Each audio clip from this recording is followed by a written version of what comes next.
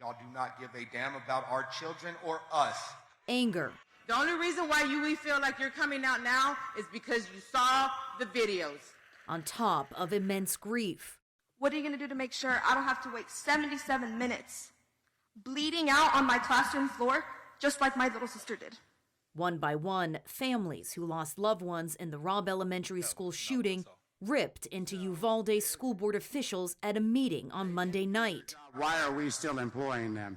Demanding answers and accountability for the mass shooting that left 19 children and 2 teachers dead. I want your resignation and Brett Cross, who lost his 10-year-old nephew Josiah in the shooting, said parents had told officials that some of the doors in the school weren't properly locking. You're the superintendent. You're the top dog, correct? Yes. So you should know what's going on in your schools? Correct. Why don't you?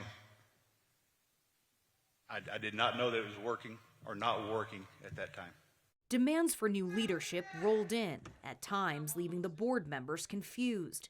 Parents were especially outraged that school district police chief Pete Arredondo, who has been identified as the person in charge on the day of the shooting, is still on the payroll.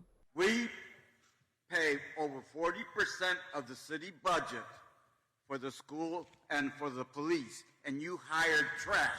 Shots fired! Nearly 400 law enforcement officers responded to the May 24th shooting, but a new report by Texas lawmakers found systemic failures and egregious poor decision-making at all levels. Surveillance video showing police, some heavily armed, waiting an agonizing 77 minutes to storm the classroom and take down the gunman, the exact opposite of what they'd been trained to do. Do you want to bring healing to this community, to these families?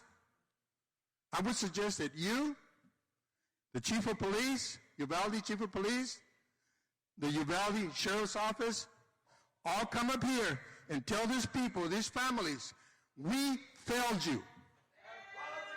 We failed you. With schools scheduled to start in the coming weeks, parents wanted guarantees that their children would be safe.